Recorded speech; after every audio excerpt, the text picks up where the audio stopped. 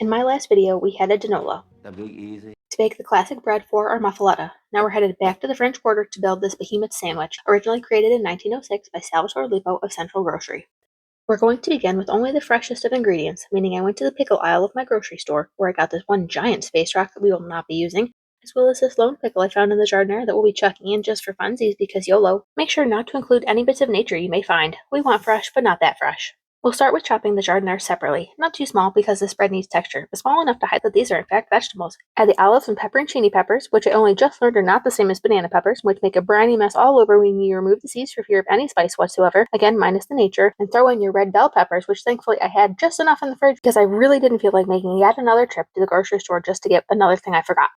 Once you've added everything, pulse until your olive salad looks like this. It's best made a day in advance to allow the flavors to combine.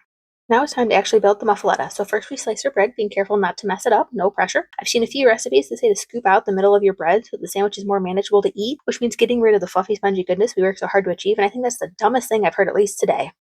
What are you? An idiot sandwich. Spread the olive salad in both bun halves and channel your inner Tony Soprano to start layering. The sandwich is no joke. We're starting with 4 ounces of capicola, 4 ounces of provolone, 4 ounces of mozzarella, 4 ounces of the one that smells like bologna, and you guessed it, 4 ounces of these giant pepperoni.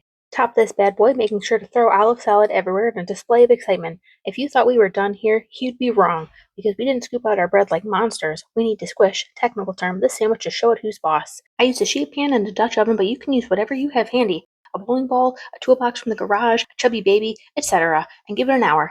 And finally, our sandwich is ready for eating. Just look at these beautiful layers. So go ahead and pat yourself on the back and give yourself a well-deserved. If you can't get to Nola, here's to bringing it to you.